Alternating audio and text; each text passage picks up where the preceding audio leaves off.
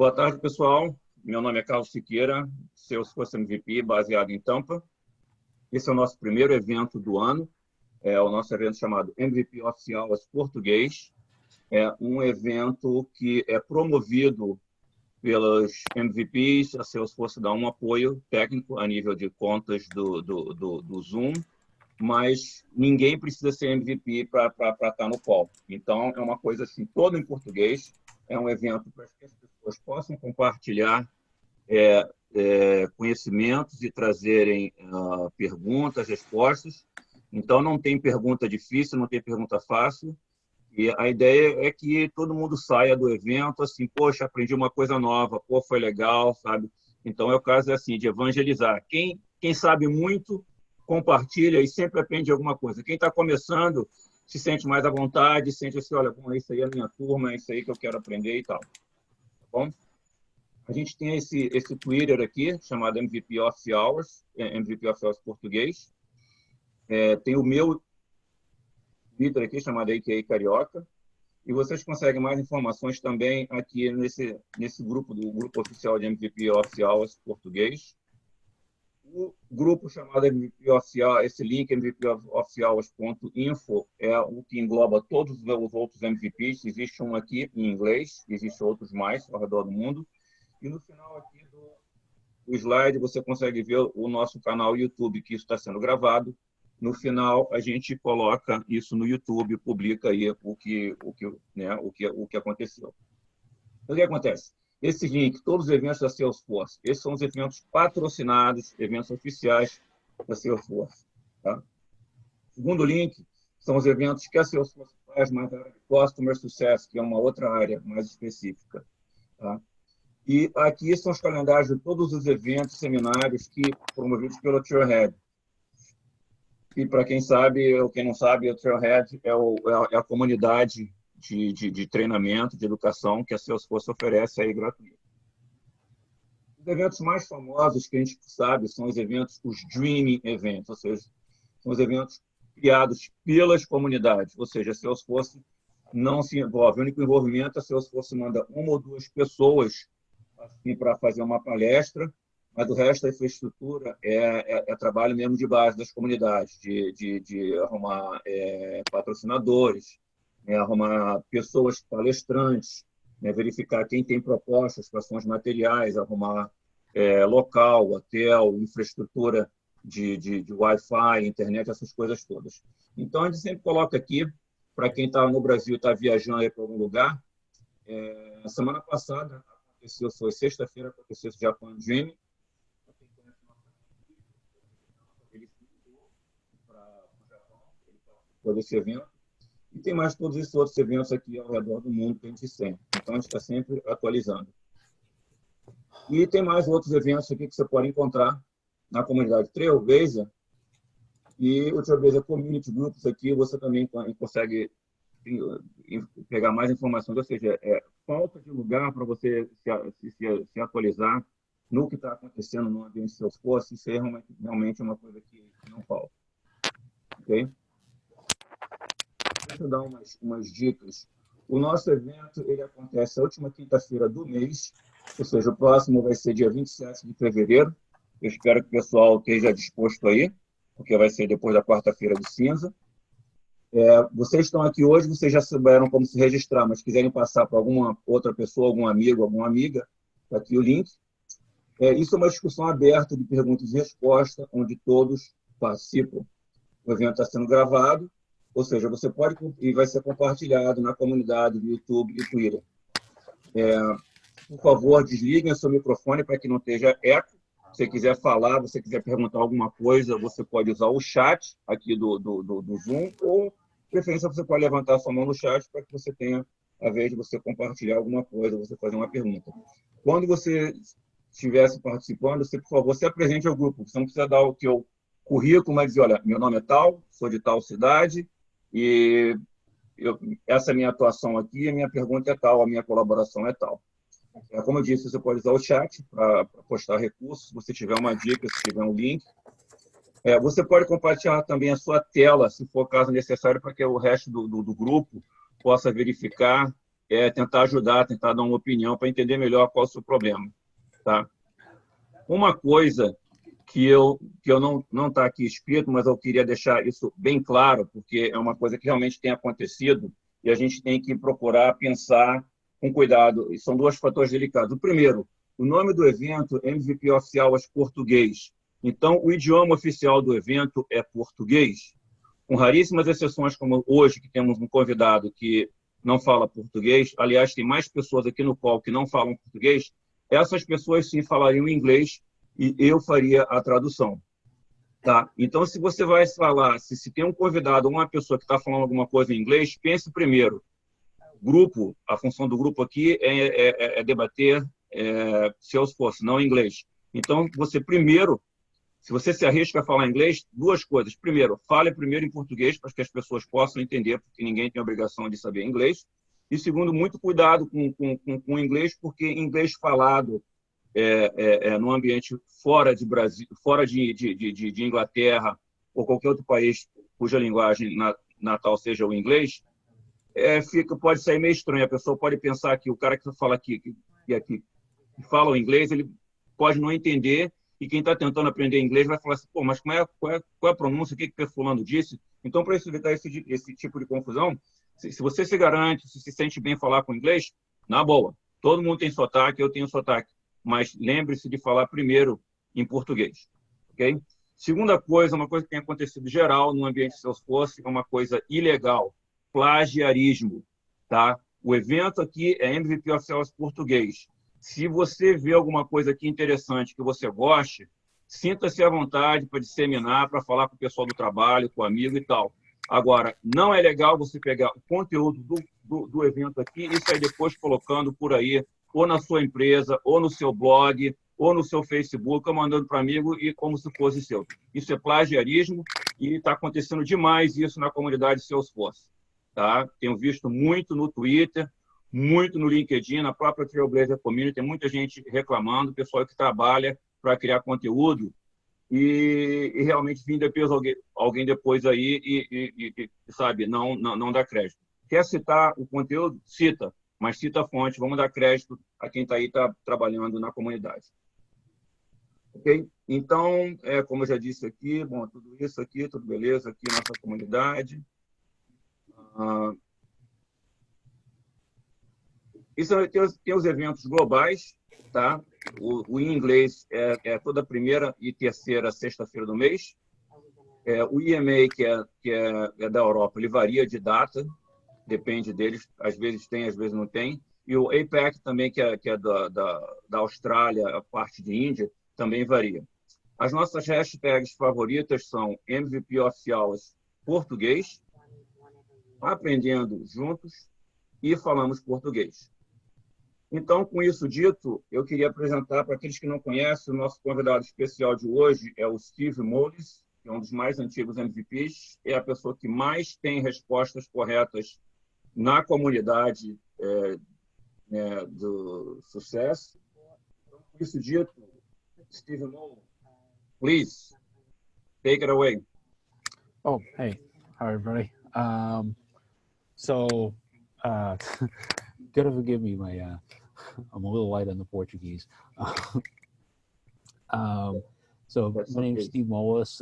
Like Carlos, I'm a Salesforce MVP, and just wanted to share a couple of things that I've built over the years, like some admin tips and tricks and hacks and stuff like that, and also answering questions anybody has. I mean, does anybody have any things in particular right now that they're wrestling with, either reports, dashboards, formulas, workflow rules, process builder, stuff like that? Pessoal, alguém tem, para quem não entendeu, ou se entendeu, beleza? O Steve falou quem é ele, né? E se alguém tem alguma pergunta específica de relatórios, dashboards ou fórmulas, que pergunte aqui, ou coloque no texto, ou pergunte aí, abre o microfone. O primeiro, o mais fácil é você levantar a sua mão para que você possa fazer a sua pergunta e o Steve aí tentar responder. Se você não tiver nada específico, de seja relatório ou dashboard, O canal está aberto, o papo é sobre Salesforce. Então, qualquer pessoa que tiver alguma pergunta, algum comentário. Temos 13 pessoas no evento, com exceção do Steve. E eu tenho 11 pessoas para fazer pergunta. Alguém queria acrescentar alguma coisa?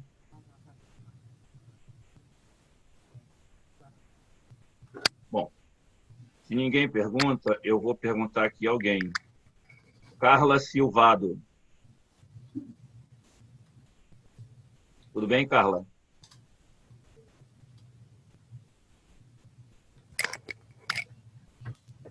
Carla, consegue ouvir?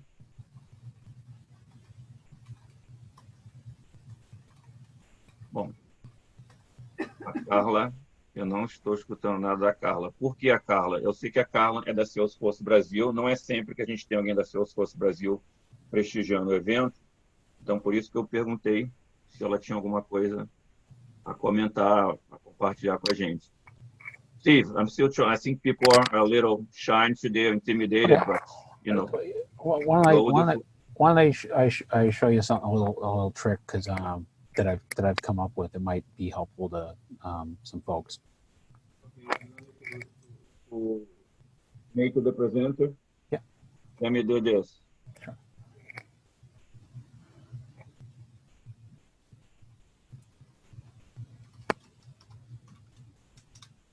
See if you have control now, Steve. Yeah.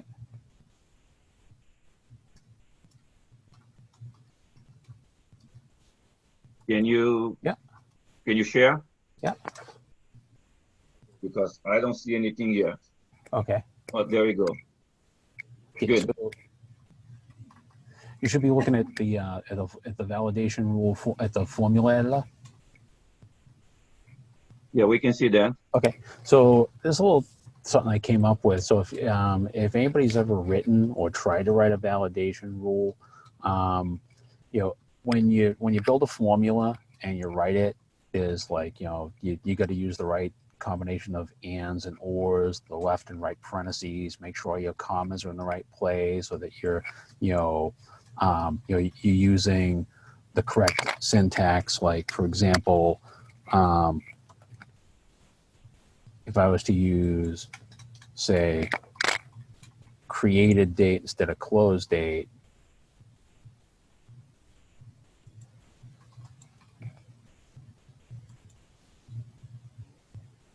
I'm going to get an error message because created date's a date time and today is a date value. So, or if I had the wrong, you know, if I wasn't using a text function around my stages, I'd get an error message because stage is a pick list and you can't use an equal or not equal operator with on a pick list value.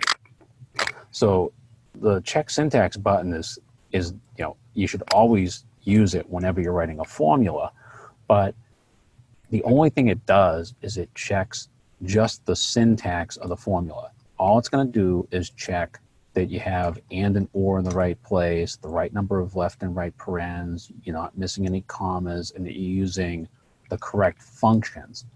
But it doesn't check the logic of the formula that you're writing. So I came up with, or kind of stumbled onto, a way to do a quick check of your formula logic when you're writing or testing a validation rule.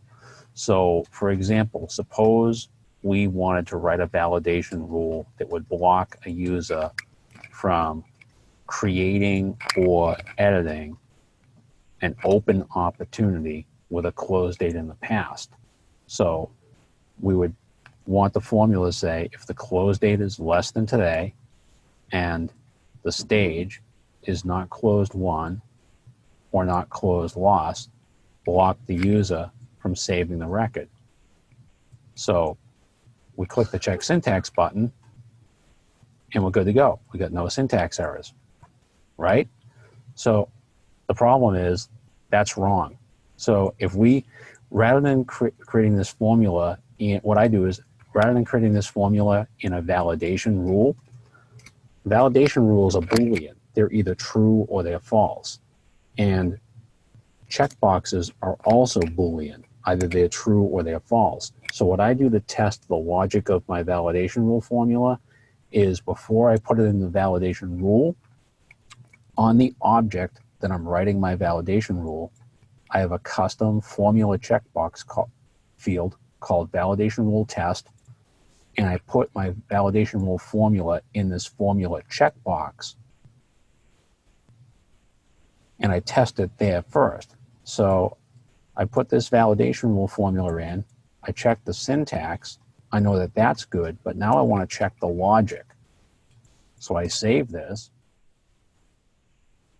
and now I create a list view or a report, and I include the fields that my formula is evaluating and my validation rule test formula field.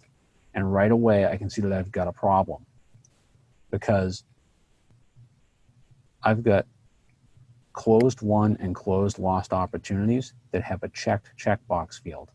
A checked checkbox means that that record is going to fail my validation rule. So if I was to put that validation rule into production right now, and somebody from accounts receivable or shipping tried to edit this opportunity to put in the payment date or the FedEx tracking number, they wouldn't be able to save that information in the opportunity because my validation rule is returning a true result and it's failing. So they'd be blocked from doing their job. So you know what the problem is? Does anybody, I'll just throw it out there. Does anybody see what's wrong with this formula? So Steve, yep. let me just make sure that you know, I'm in the same page here. You're suggesting that instead to have a formula field for a validation rule in there for you know, instead to have a validation rule, you're suggesting that you create a checkbox in the result of whatever you would do in the validation rule, you pretty much put it in the checkbox to make sure that when you do your report in there, you can see this is going to fail or not. Yeah. So I mean, ultimately this formula is going to go into a validation rule, but before I deploy that validation rule and activate it, I put it in this formula checkbox field. And you don't need a formula checkbox field for every validation rule. I reuse this same formula checkbox whenever I'm deploying a new validation rule or making a change to an existing validation rule. And I want to just, before I activate it, I just do this quick syntax check and logic check to make sure that everything is working the way I want it to. It's a great debugging tool. It's almost like when you use a formula field helper to get into another one. So let me just translate this for the rest of us. Great tip here. Pessoal, o que ele está sugerindo aqui é o seguinte: antes de você vai criar uma validation rule, tudo bem, mas primeiro você cria um checkbox e pega essa validation rule, coloca nesse checkbox, porque tanto a validation rule quanto o checkbox, ele é um campo de boolean, ou seja, de lógica, ou ele é true ou false, né? Ele é verdadeiro ou falso. Então, o que acontece? O que ele está sugerindo aqui é que você pegue a sua fórmula e pegue primeiro em um campo checkbox, tá? E salve isso. Depois você cria um relatório com os campos que você vai usar nessa forma, que vão ser afetados nessa forma. Porque o que acontece? Quando você criar um relatório para fazer isso, esse checkbox ele vai estar te mostrando aonde que você vai passar ou não na tua validation rule. Okay? Algum comentário, dúvida sobre a dica? Alguém? Fernando Souza, você que é um dos mestres aí, algum comentário?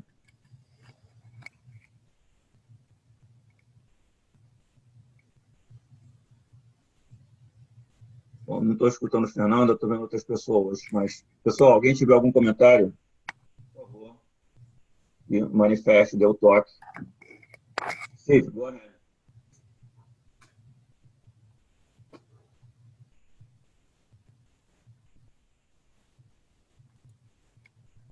So does anybody see what's wrong with the formula? Anybody want to take a guess?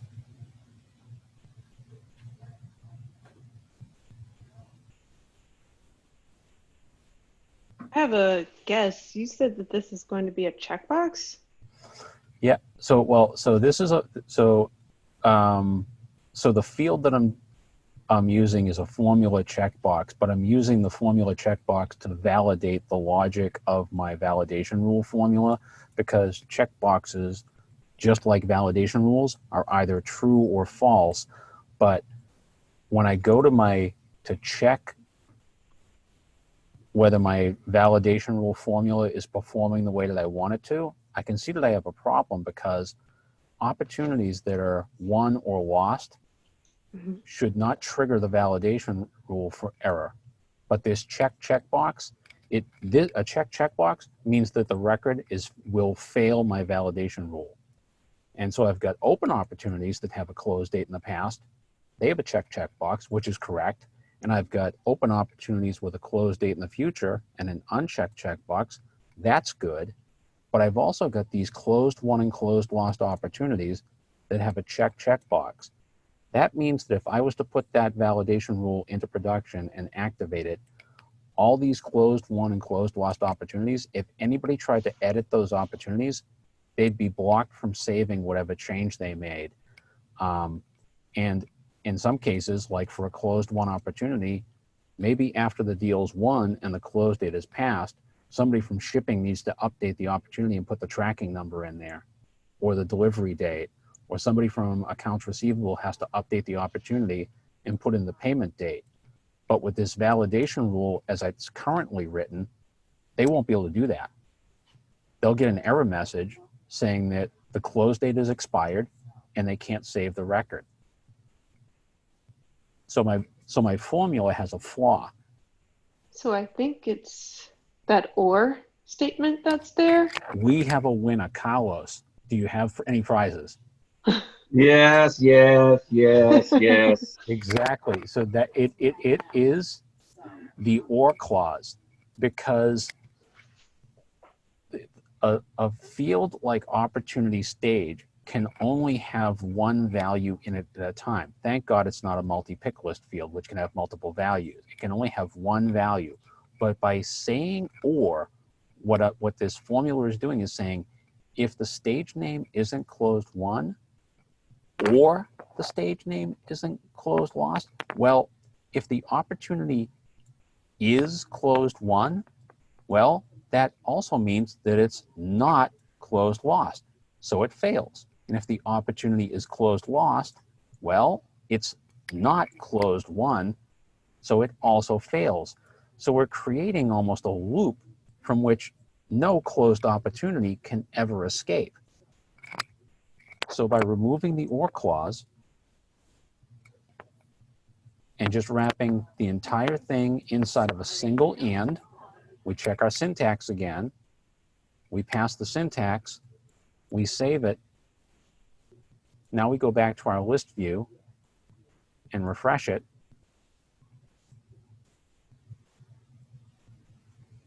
And now we can see that the only records with a checkbox that fail our validation rule are the ones that are open with a closed date in the past.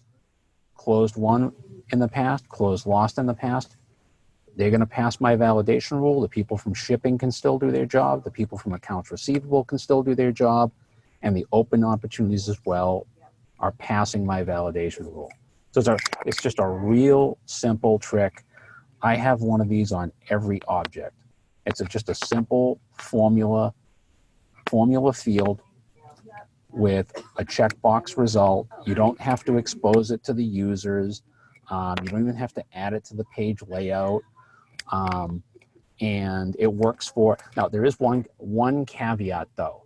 I'm not sure if you've written a lot of formula fields, because this is a formula field. There are certain functions that are available in a validation rule that are not available in a formula field. You'll notice if you go into the function editor, you won't see is new. The is new function can't be used in a formula field. Also, prior value is not available in a formula field.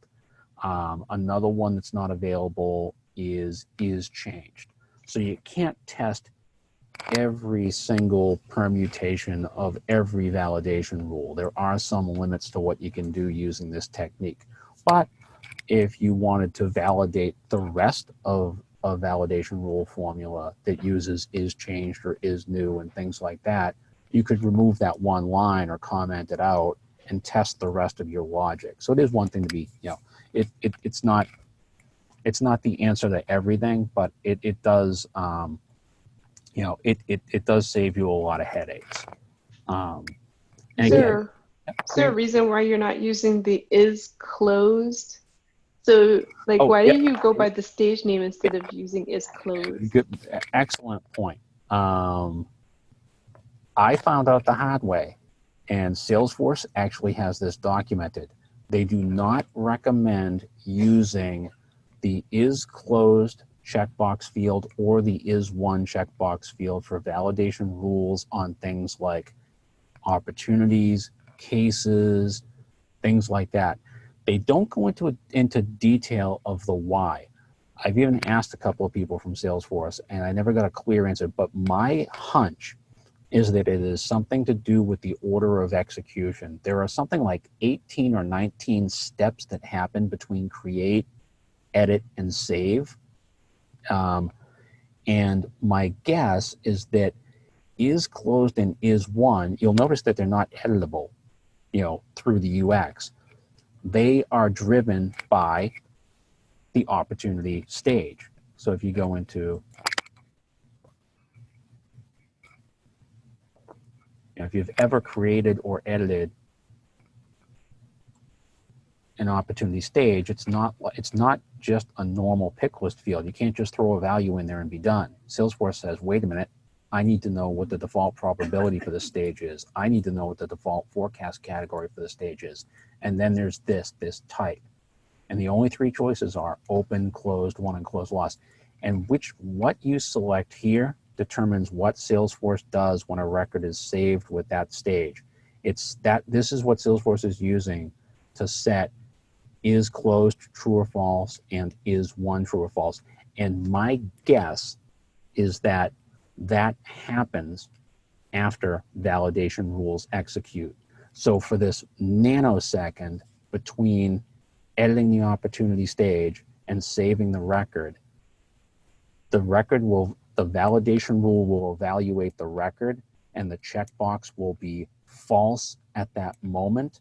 And then a split second later, the Salesforce process will finish and that checkbox will be true. But now your validation rule has already evaluated too early. And so Salesforce says that in a validation rule, not to use is closed or is one, to use the actual stage or status value. Great catch. Great tip, Stephen. Yes, yeah. Carmen, great catch as well. And I was guilty of that myself. I stumbled onto that by accident, and then I had to go back because I wrote all my validation rules. The original version of that validation rule formula was actually written. If we go to our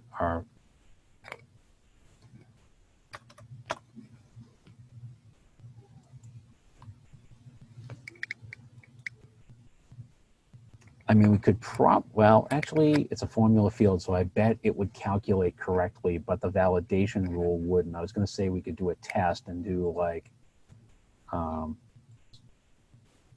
for those of you who have never done this before, what she was referring to is on the opportunity object, hidden is this checkbox field, and it's a standard field, it doesn't have a double underscore lowercase c.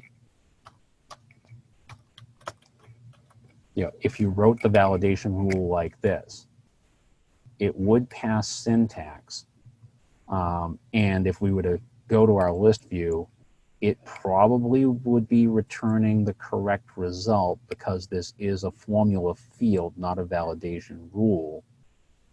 Yeah, so it's behaving the way we want. But my guess is that the reason Salesforce recommends not doing it in a validation rule is because of the order of execution. Steve, let me translate back. Pessoal, a dica primeira do Steve foi o que eu expliquei, né? Como você fazer teste antes de você criar checkbox para depois você validar se a tua fórmula, se a tua validation rule vai funcionar ou não. Então, a Carmen, ele perguntou, o que vocês veem de errado aqui na minha fórmula? Né? E a Carmen falou, olha, esse OR aí tinha dois valores que você não podia ser dois valores ao mesmo tempo. Então, esse foi o problema que ele disse. Uma outra coisa que a Carmen perguntou foi por que ele não usa os dois campos hidden, né? Que é um campo que você não vê ele, que seria is closed or is won, ou seja, a oportunidade está fechada ou foi vencida, venceu, ganhou. E ele falou porque ele aprendeu assim na pele de tentar usar isso e teve que buscar internamente dentro da Salesforce. A Salesforce não deu explicação, mas recomendou que não usasse como ele está aí na tela agora, is closed ou o outro is won.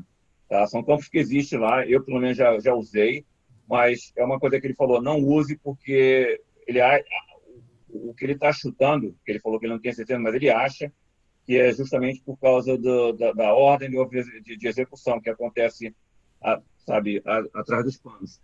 Então, ele acha que tem em torno de 17, mais ou menos, passos que acontecem. Então, isso aí pode ser uma das razões pela qual a Salesforce não recomenda. E uma outra coisa que ele disse, que essa técnica aí que ele está sugerindo é muito boa, ajuda, eu pelo menos acho interessante, é que nem tudo que você consegue fazer numa validation rule, você consegue fazer num campo fórmula e vice-versa. Então, para quem está acostumado a fazer fórmula, está acostumado a fazer validation rule, eu não lembro quais são as limitações, mas eu sei que ele mencionou. Então, tem coisas que você consegue fazer numa validation rule, alguns statements, algumas funções, né, que funcionam no validation rule, mas não funciona na fórmula. E outras só funcionam na fórmula e não funcionam no validation rule. Sabe? Então, fica aí a dica, isso está sendo gravado.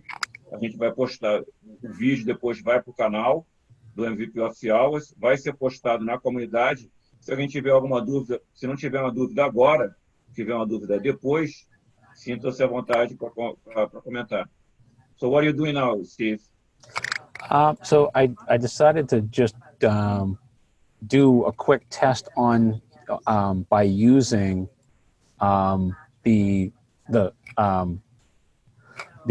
is closed checkbox field, and I tried to do a quick test, and it did actually fire. But I wouldn't tempt fate and use that as a validation rule. The way that we were just describing using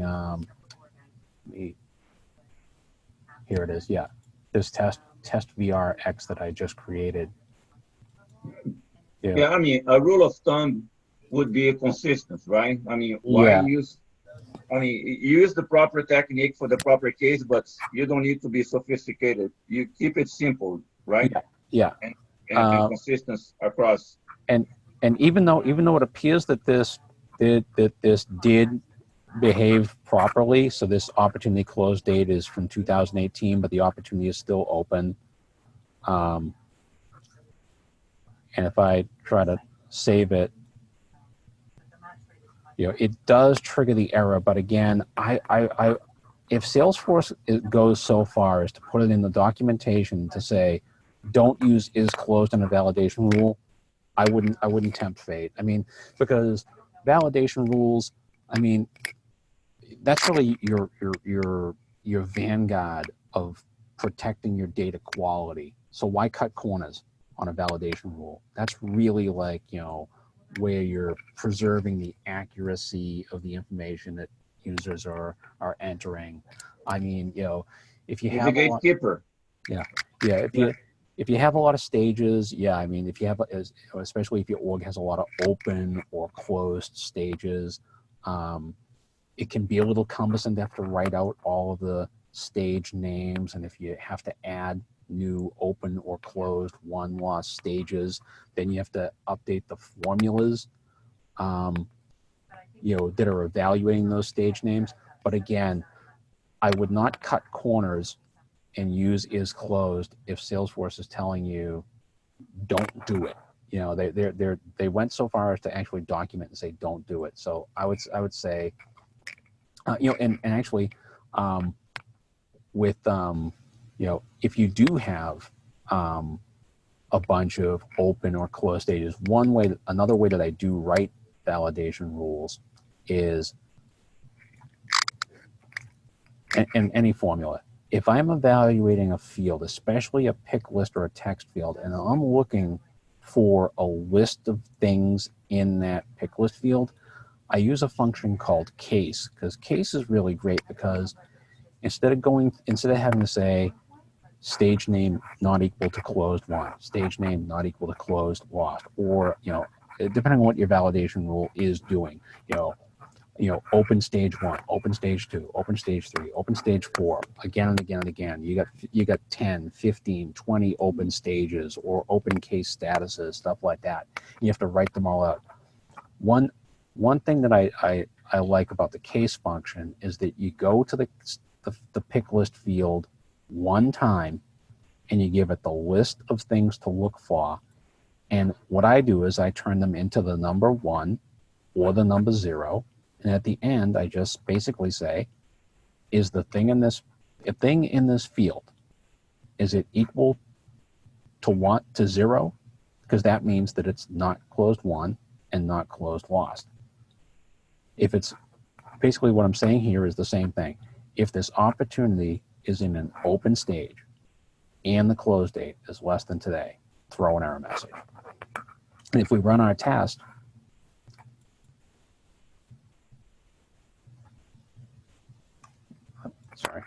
yeah, go to our validation rule test formula.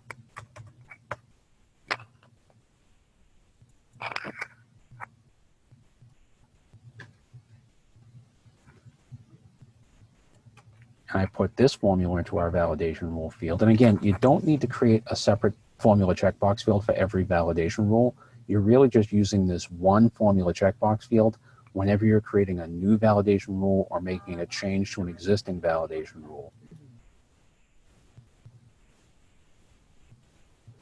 So we save that, and now we go back to our list view, and we refresh it.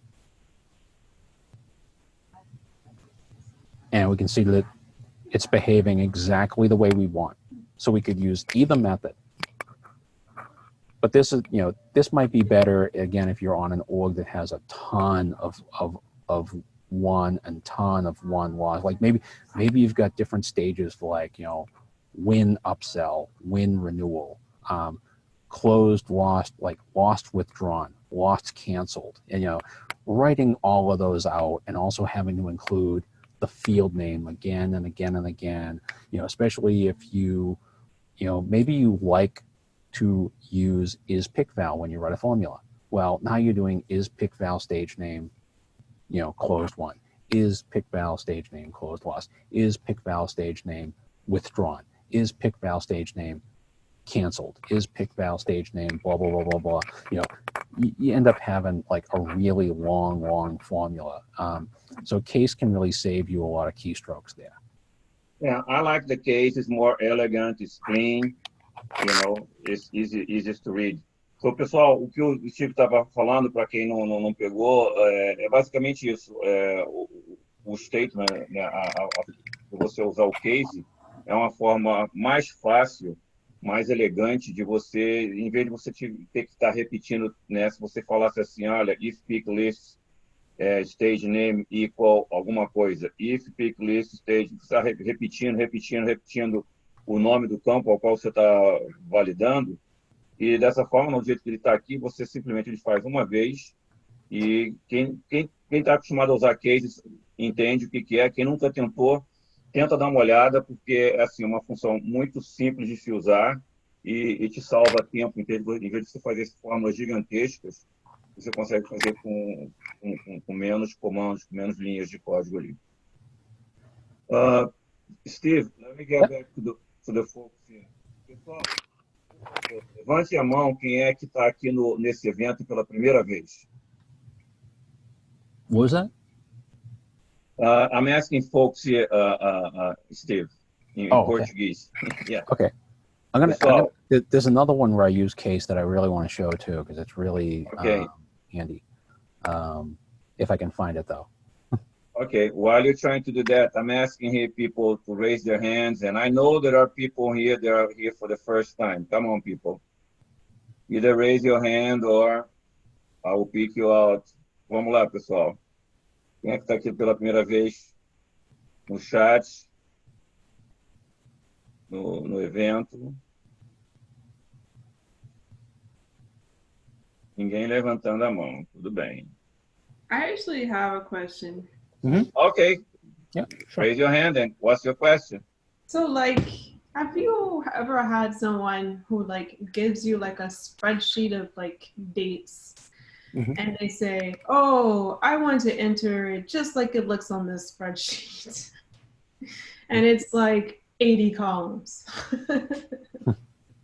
And naturally you don't want to enter all 80 columns. But if you, and sometimes, and I have to admit, I'm not a Lightning component designer. So, you know, that makes two of us. So it's not in my talent to put together a beautiful Lightning component. So someone does this for you and there's like, how do I make this look like this? What do you think is your best suggestion to like translate something as basic as someone who wants a date and then a comment and some kind of status that all kind of relates to one item without building a whole bunch of, without building a custom object? Because I thought about building a custom object and pasting it to the page. That would given my lack of, you know, visual force or Lightning component skills, that would be my go-to, would be custom object with fields for each of the columns in that 80 row spreadsheet.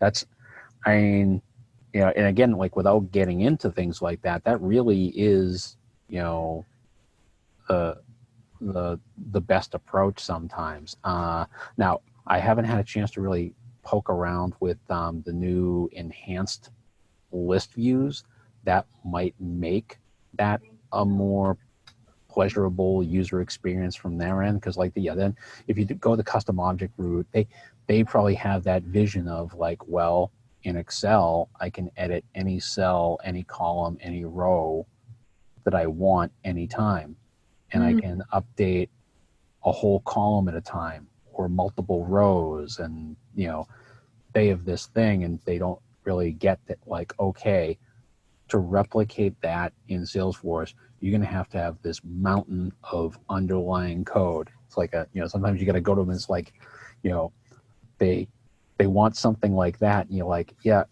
And how many architects do you think Bill Gates employed to make Excel do that?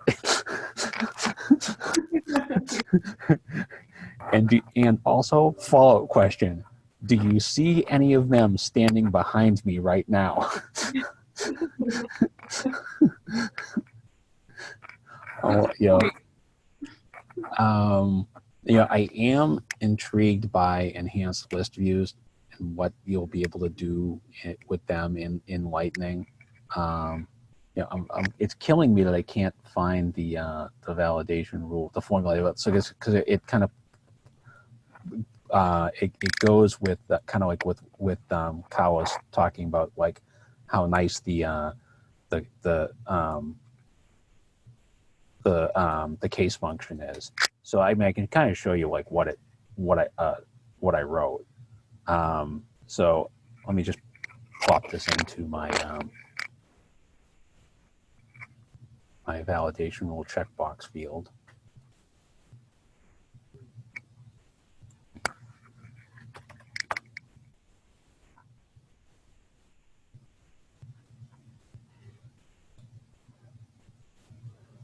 So like here we're using the case function to basically just look to see if either of the closed stages was selected, closed won or closed lost. If one of them was picked, it's going to return the number 1. Otherwise, it's going to return the number 0. And so if the stage equals a 0 stage and the close date is less than today, block the user from saving the record. But someone asked one time if they could block users from moving an opportunity backwards. So in their org, actually let me update this because in this org we have a hyphen in the stage names. So what they were trying to do was, in their org, opportunities only moved forward. A deal couldn't go from prospecting to qualification to proposal, price, quote, and then back to qualification or prospecting. A deal could only move forward. I mean, it could go from prospecting to closed lost. I mean, like sometimes you lose right away. It didn't have to go forward through all the stages, but it could not go backwards in the process. So they were trying to write a validation rule that would block that, and they had something like 16 stages. And so what they needed to do was compare the stage that the user was selecting and compare that to all of the stages before it in the stage order times 16. It's something like over 150 different combinations that you need to play around with. I don't even know if you could fit something that big in here and get under the character limit. So instead, using the case function and some basic math, I just assigned a number to each of the stages. Now I made closed won and closed lost both equal to 9 because they are both the final stage. And then I used a function called prior value to go out and get the previously selected stage and also turn that into a number. And then in between the two of them, I just used a less than or equal to operator. Steve. Yeah. I got that formula from you some 3 years ago, and I shared that while I was still posting on the Portuguese community. Somebody asked me, and they called me on Skype, and I ended up passing pretty much the way that it is. So, pessoal, essa forma que ele está mostrando, essa validation que ele está mostrando aqui é clássica do Steve. Eu acho assim ótima, porque o que está fazendo simplesmente dizendo que você não pode, você tem os stages e você não pode mudar o stage para um stage que for para um valor anterior. Então, se você tem os nomes aqui dos stages estão tudo em inglês, mas vamos que você tivesse valores de 1 a 10, você passou para o 2, você não pode voltar para 1. Você passou para o 5, você não pode voltar para o 4 e assim por diante. Então, essa é uma forma aí muito legal que você pode aplicar de diversas outras maneiras para qualquer outro objeto aí, sabe, que calhar isso. E, mais uma vez, você vai estar no vídeo e acabando de descobrir que isso aí, quem tiver alguma dúvida ou quiser praticar com isso aí, vai estar com isso aí na mão. Let me see who else is on the call here, Steve, because we have a lot of folks here today. Carmen. Oh, I see somebody here. I see a first face here. Senor Eddie Perez, please. What you up to? Nice to meet everybody. I'm Carlos's colleague. Não falo português, falo espanhol. But nice to meet everybody. I work with Carlos at Copado. I'm an alliances director working with a lot of the consulting companies around Copado. So that's it. I just wanted to, I'm trying to get better at speaking Portuguese. So I'm listening, absorbing, and thank you, Steve, for this great presentation. I really enjoyed watching it and digesting all the different possibilities with it. My wife tells me I got to get better at speaking English. Yeah. So I'm a native Spanish speaker, so I understand a lot. But speaking, unless I have a couple of caipirinhas, it's hard for me to speak in Portuguese. now we're talking. Obrigado, Eddie. Steve, I have a other folks here that I wanted to see there. I have somebody here that hasn't been here in a long time. Arthur Anelli. Arthur Anelli, para quem não conhece, é um dos developers aí com o Fernando Souza. Arthur, algum comentário, alguma pergunta, alguma coisa que você queira adicionar? Opa, tudo bom, galera? Por enquanto não, achei bem legal. Aquela fórmula eu também já usei para o Picklist. Acho que vai facilitar a vida da galera aí. E sobre o Disclosed, eu também acho que é por algum motivo de life cycle, do tempo de execução, da ordem de execução, aliás. Mas procurei aqui para ver se eu achava uma resposta. A Salesforce também só diz que não recomenda. Mas é isso aí. Beleza. Fernando Souza, você? Olá, pessoal. Boa noite. Eu estava com uma dúvida em mente, mas ela fugiu. Peraí que eu estou tentando lembrar ela. Era sobre uma regra de validação. Lembrei. Era de regra de validação, não. Eu tenho um cenário. Pergunta. Não, eu sei que você manja de inglês. Então você pergunta e coloca em português e depois faz em inglês. Ok. Beleza? Ok, sem problema. Eu tenho um cenário onde eu tenho um campo de lookup com um objeto e eu preciso sumarizar o valor do lookup. Por regras de negócio, ele não pode ser mestre detalhe. Qual a melhor forma que vocês veem para fazer isso, sem ser via código? Manda em inglês agora. Manda pro Steve, that's for you. Okay, Steve, how's it going? Hey. So my question is, I have two objects, and the relationship between two objects is lookup, is not master detail. Because of the business rule, this can't be master detail. So I need to summarize some field from the child. What is the best approach to summarize this without trigger .code? Okay.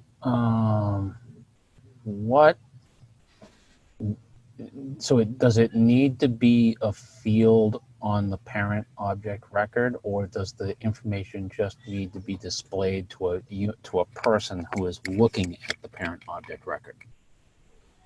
So can be a field or can be a formula field, doesn't matter. No, the user needs to see in the parent object the amount of the all childs. Okay. If it doesn't need to be a value in a field, so something that could then be used as filter criteria or criteria to trigger a workflow or something like that, if you really just need to be able to put that information on the screen to someone looking at it, you don't need a field at all. You can just use an embedded report chart. So just create, I don't know, I'm trying to think of one that doesn't have a master detail, like accounts and cases. Okay, you could, or accounts and activities, actually. You could create an activities with accounts report, or a cases with accounts report. Put a chart in it, then add that report chart to the account page layout, and it's built into the page layout editor. I got it. Okay. When you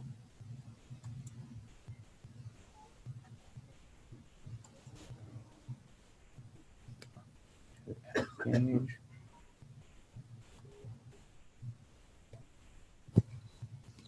No, Fernando. This is true. This is true in classic or Lightning. Go ahead. Lightning. Go ahead. When you add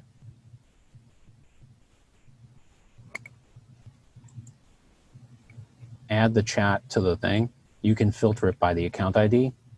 So this is, so when the person is in the account looking at this chart, the report is filtering down to this account's account ID. And so you could make this chart a donut or a bar that would show all of the, whatever it is, the amount of money, the number of open cases, the number of, so, if you don't need it to be a value in a field, then this is one way to do it with zero code at all. All you need is a report and a chart, and you just drag it onto the account page layout or the parent object page layout, and you filter it. You select filter by the ID. Now, the report has to be able to get a handle to the parent record's ID.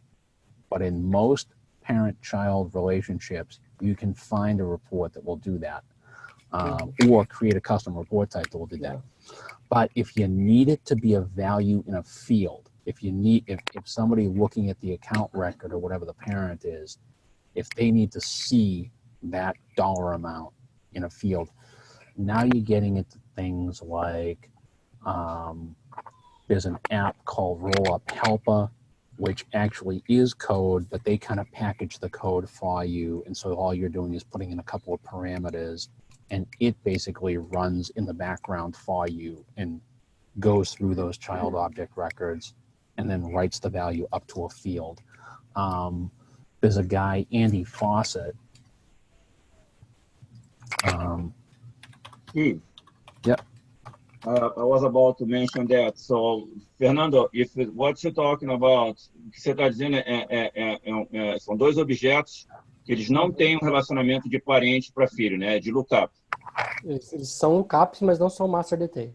Isso, exatamente. Então, o que acontece? Você pode fazer, eu sugeri o que ele está falando aqui, que é Roll-Up Summary, DLRS, Declarative Roll-Up Summary, que esse cara criou, que assim, é muito bom. E eu tenho um flow que faz exatamente isso. Eu posso te mandar depois, porque foi inclusive publicado pela própria Salesforce. Yeah, so this is... Have you seen that, Steve? Yeah. The flow that Leanne posted sometime last year. No, I haven't. Yeah. So, yeah, flow is another way to do it too. Yeah. So this is declarative roll-up. A guy named Andy Fawcett. I think he works for Financial Force now, or he did for a while. So he's with Salesforce now. Yeah, he posted this, and it basically it runs, batch Apex in the background, but he packaged this whole thing up, and so you can, rather than writing all this code yourself, you can download it from GitHub and install it.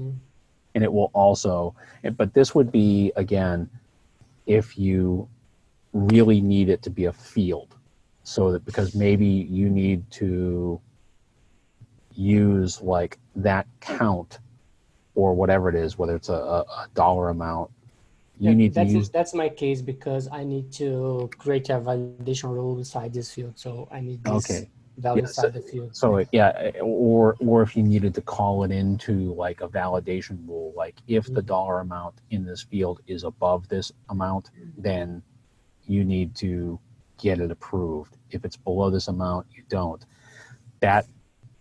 Now you're talking about a field. You're really, the embedded report chart, that's not going to get you there.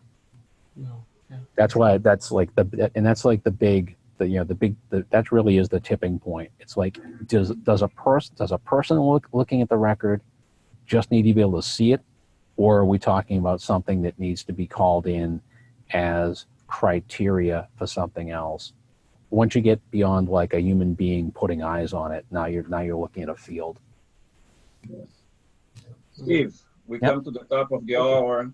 Any final comments that you want to add? No. Hope everybody liked it. Well, I did. So if I can get let me get my control here again. Oh yeah. Let me. Thank you, Steve. I don't have my sidekick with me today, Mr. Brown. He's my interpreter. O pessoal, o Mr. Brown que ele está falando é o cachorro dele, pô. Is that your dog, Steve? Yeah. From Madeira. Yeah, from Madeira. O cachorro do Steve Mo, pessoal, é da Ilha da Madeira, lá na cara de Portugal, cara. Então, para quem não sabia, fica sabendo mais uma aí dele, mais interessante dele. He's the brains. I'm the good looks. Ah, ok. Tá. Ele está dizendo que o cachorro é que é o inteligente, que ele é que é o cara bonito. Então é isso, gente. Eu queria, Steve, I want to say thank you for taking the time for the agenda and, you know, you spend an hour with us over here. Pessoal, queria agradecer a todo mundo aí que participou. É sempre bom, foi o primeiro do ano. E vamos continuar aí o trabalho, né? Pessoal sempre bem-vindo, vamos disseminar, todo mundo é bem-vindo. E eu espero vocês no próximo evento, dia 27 de fevereiro, que é o dia depois da quarta-feira de cinza. Ok? Obrigado a todo mundo, uma boa noite para todos. Thanks again, Steve. Bye, everybody. Obrigado, Carlos. Bye. Bye. Thank you. Thank you all.